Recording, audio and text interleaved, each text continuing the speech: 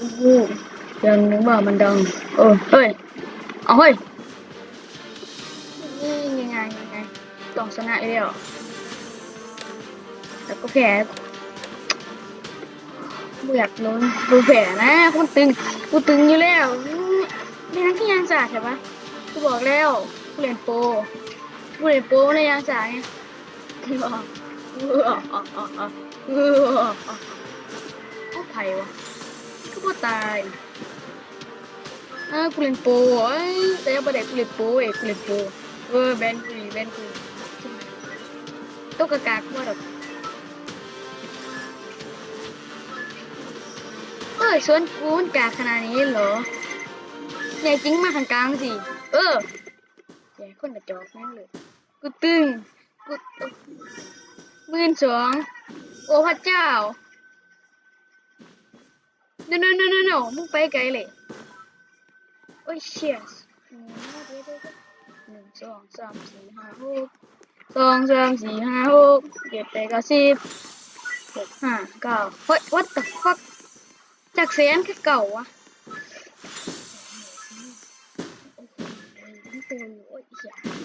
อย่าดูหมิ่นคนที่โหดกว่าไอ้กระจอกเหี้ยเร็วสิเหี้ยไอ้เหี้ยกากเหรอวะเบิ้งเดี๋ยวหาดิเนี่ยเดี๋ยวซีมคือกากเอาออกไปจอกออกไปกูหายมึงกับบุญตายแล้วมั้งน่ะเอาปะ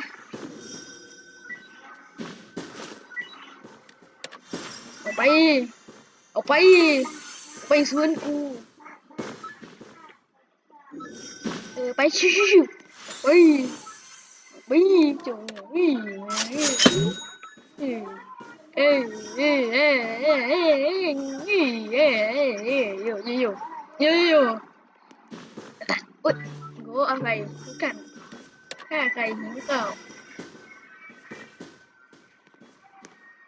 โอ้อร่อยจริงๆเลยนี่นี่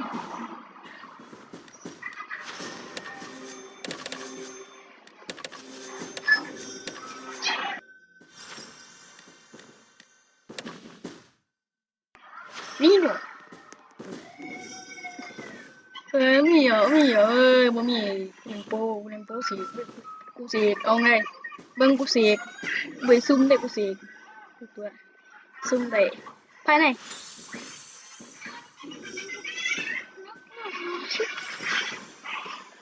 หนึ่งคือ1 บาท 15ได้บอกว่ากูไม่โดนหน่อยเลยว่าบอกคนเดียวแหละล่ะว่ากูแล้วล่ะปวดเจียกพวกกระจอกก็มีกูมีดิกูมีดิเออ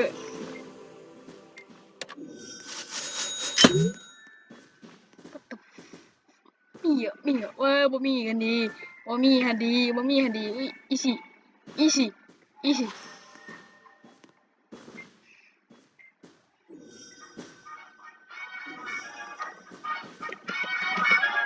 เฮ้ย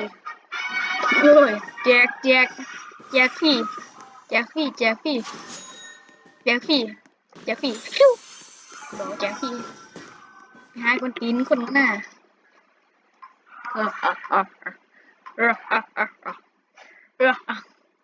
เราจะมาเล่นเกมสตีลอเบดรถตัว VS เบดรถไปหาคนตีนคนแมปทหารไปหากวนบาฮาเทพเสียงน้ำนี่คนแหลกเลยเอายึดกูขึ้นซะเอาอย่างกูกองมันสาการนะไม่ต้องปรับอันนี้เลย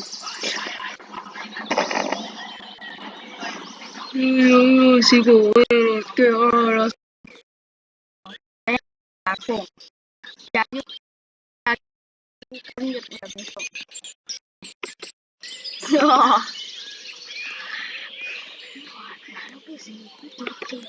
กูเนี่ยจอห์นวิกเว้ยจำชื่อกูจอห์นวิกเจอกูแซมมี่เจอกูเกนเดียวเจอแนมคุยของเก่ามึงยินกันนะเอ้ย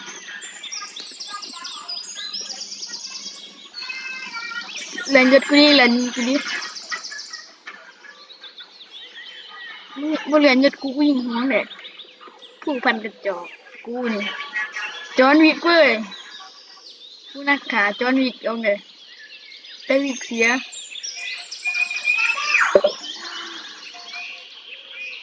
เอ้าเด้อ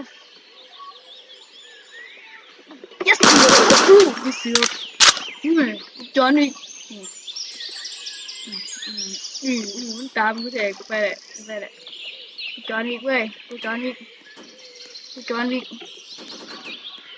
เว้ยเนี่ยปุ๊บกูนั่งน่ะนั่งเรียนคนเดียวแล้วสิบหอยแล้วมันแขนกูของเจนนะมันแขนกูเฮ้ยเจ๊กูปืนหน้าแปดเจ๊กู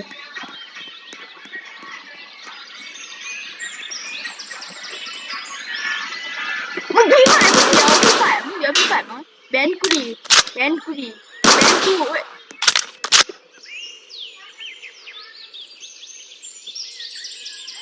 น้องคัดกับเสือกันมึงบอกเรื่องเสือเพียงไม่เจอเหรอ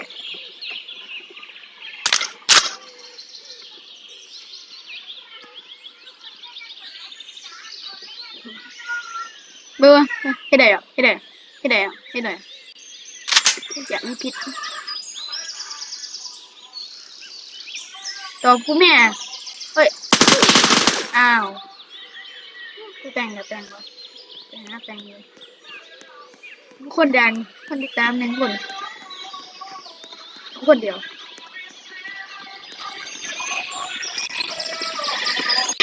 กูคือผู้พันลามาเซลยังมีฟอเวลามีฟาร์มาวัด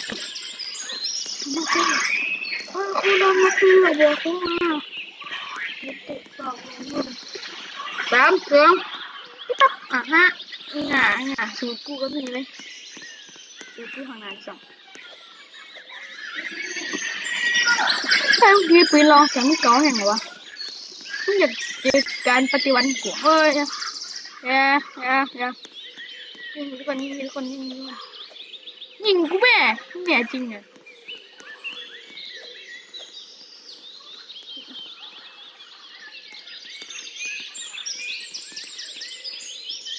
ไอ้สัตว์กูเองยิงสิเลยเดี๋ยวเจอกูมึงเลยขันกู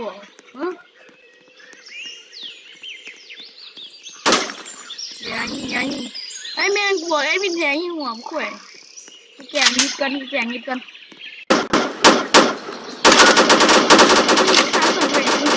ี้พอ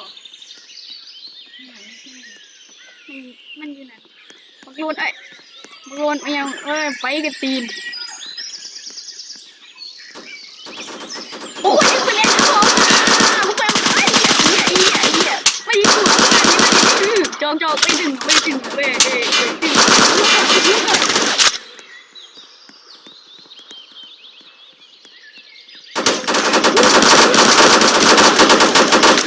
โบกูเลยแก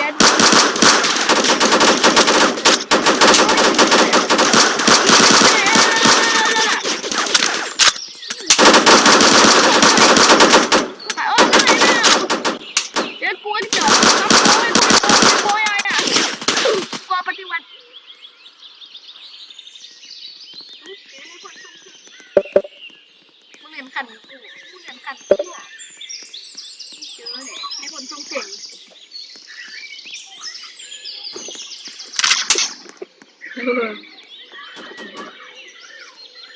น่ารักเลยกันเลยติดต่อเบิกรูดอีตาแม่เชียว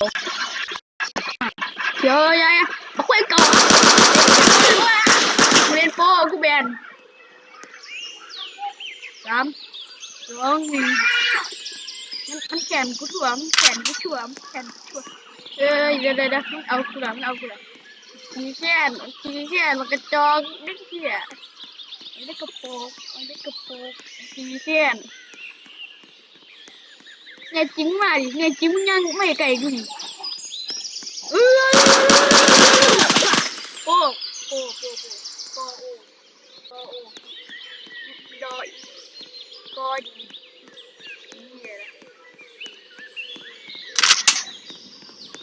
ไม่ดีคุยไม่ดีทำไมวะโอ้หาขึ้นรถกูเดี๋ยวคุยจอกไปตึงเลยโปกเจอกูเปิดเบิดกูเปิดเบิด